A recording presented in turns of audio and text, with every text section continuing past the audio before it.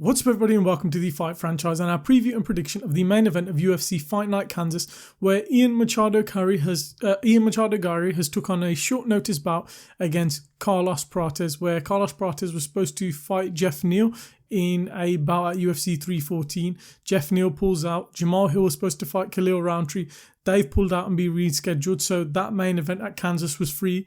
Carlos Prates said, "I'm free to fight. Who's free?" They asked a few names.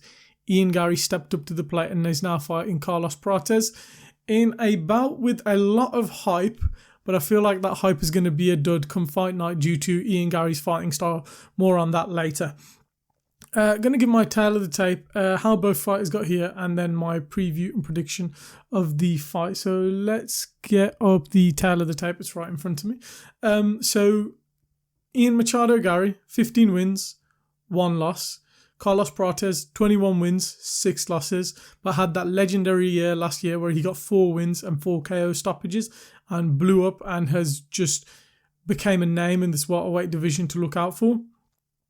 6'3" is Ian Garry, 6'1" is Carlos Prates, 74.5-inch reach for Ian Garry, 78-inch reach for Carlos Prates.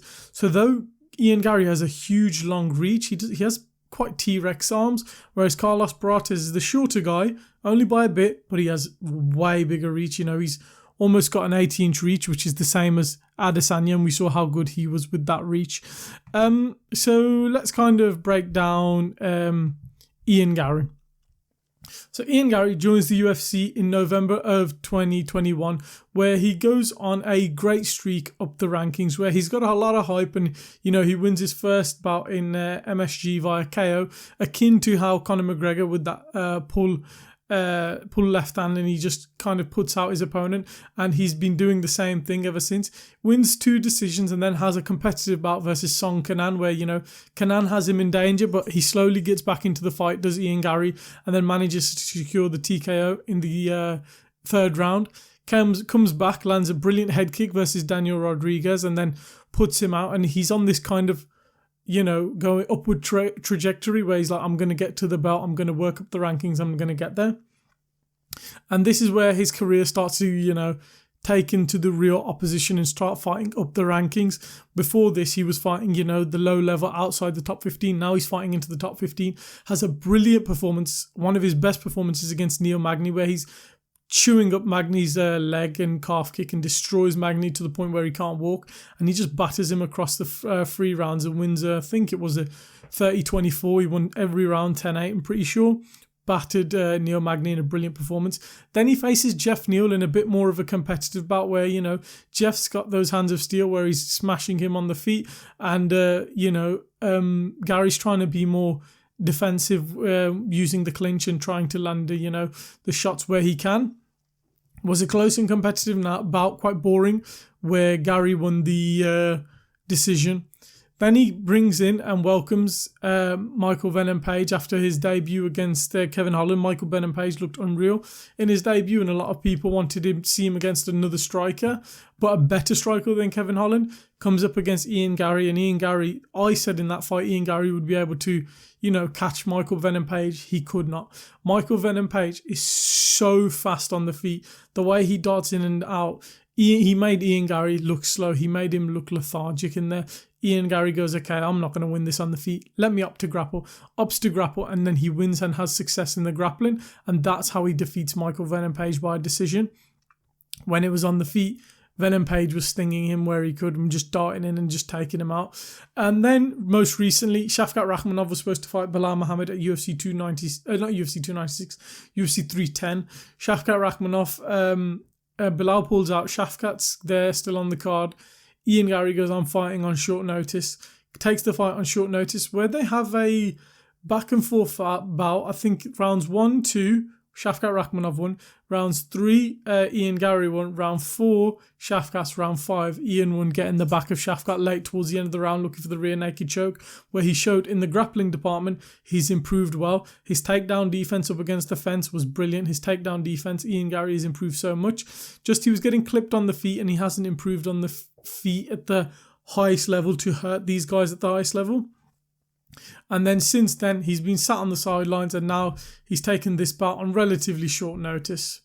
Carlos Prates, on the other hand, had a career in Muay Thai and kickboxing before he gets into MMA, where he's had a mixed success in MMA, where eventually, recently, he was fighting in the LFA and then got onto Dana White's Contender Series, got a brilliant KO on there, and then has gone 4-0 in the UFC. He's on, let me just double check, a 10-fight win streak on at the moment out in all promotions. He got his debut on the main card against Trevin Giles, where he got a brilliant KO versus Trevin Giles. Then Charles Radke got the knee to the body and put him out, where he crumpled him. Li Jingliang got that KO where he put the leech out cold in Australia, UFC 305. And then most recently, they main evented a Apex card where he battered Near Magny and put him out as well. I think he face planted him. So yeah, he's on a 10-fight win streak with 9 of those wins being finishes, KOs, that is. So Carlos Prates has this brilliant trajectory of knocking people out. Can he knock out the P-head of Ian Garry, as many people say?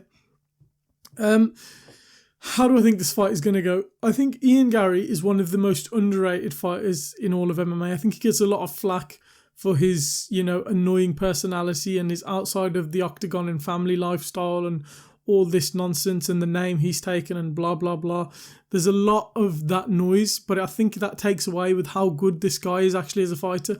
I've got a friend, Andrew, who's trained with him before, and he goes, Andrew's 5'8", and he's a lot smaller, and he goes, Ian Garry, he hits hard and he can crack, and he's very technical on the feet. But I don't think he's going to sit and trade with someone like Carlos Prates when the danger is there. I think he's going to opt to grapple. There's been a lot of talk of him, he's been training with Charles Oliveira in Brazil. He's been upping his grappling, and I feel like he can catch Carlos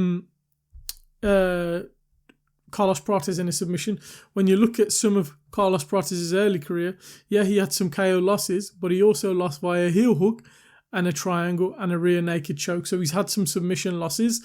I think for a guy who's predominantly a striker, and let's be honest, yeah, he smokes cigarettes and drinks alcohol, does Carlos Prates. That in the long run is going to add up to you. Ian Garry is a consummate professional, he's training all the time. He wants to be the world champion. He wants to be the best. He's got that mindset. Unless Carlos Prates KOs him in the first or second, I don't see him winning this fight. I feel like this is easily going to be a decision for someone like Ian Garry, who can make it boring, who can put him up against the fence with, his zesty clinch, as many people say, where he can, tee off on him on the clinch. I feel like Ian Garry, what we're going to see, you're going to see him fight at range, land the calf kicks and fight from range, where Carlos is going to try and come in and he's going to shoot once Carlos comes in, get Carlos to the ground and kind of smother him on the ground and look to try and get the back and get the rear naked choke. Because I think when Ian Garry first came into the welterweight division, he was like, I'm the best striker in the division. I can crack with anyone. He had that Conor McGregor mindset. But what he's realised is he isn't the best striker in the division. There are guys like Carlos Prates who can crack. There's guys like Michael Venom Page who are a way better striker than him. There's even guys like Jack Della Maddalena, who's arguably got the best hands/boxing in this division.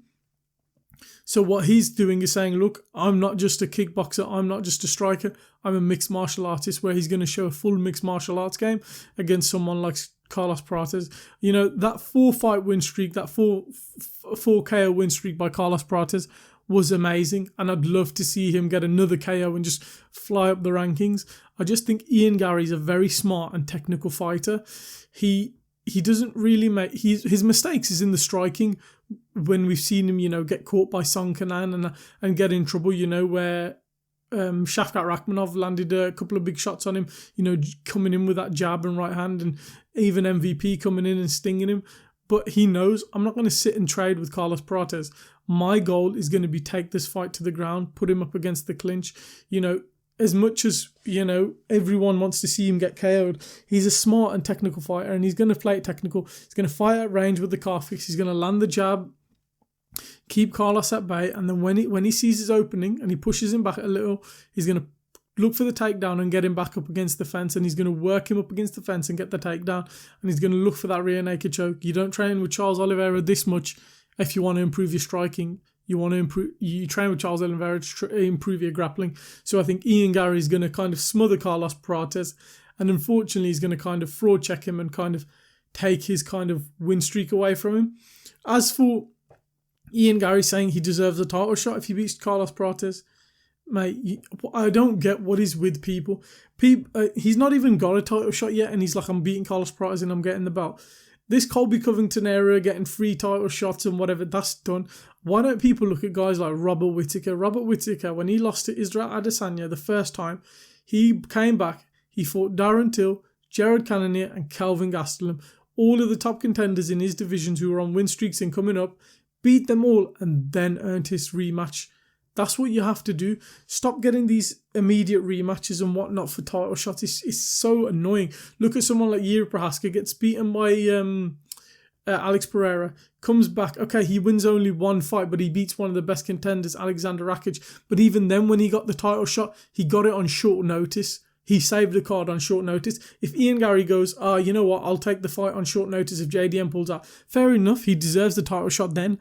But he needs at least 3 wins to get into the title picture. Shafkat deserves the title shot. Sean Brady's more likely to deserve a title shot. So these guys at the top of the welterweight division need to start fighting each other. But that's no here or there. I think Ian Garry's going to win this fight. I do hope Carlos KOs him, I'm not going to lie. I think Carlos Prates is an exciting fighter. But I feel like this is now where the fighting nerds just start to become unstuck, get beaten and start facing losses, especially when they're coming up and fighting the highest level of competition. Ian Garry, as much as we shit on him, he's a very good mixed martial artist. Let me know what you think in the comments down below. Do you think Ian Garry is going to win? Do you think Carlos Prates is going to win? Put that down in the comments down below. Leave a like if you've enjoyed the video. Subscribe for more MMA and fight content coming soon. We hope you enjoyed the video and we'll catch you in the next one.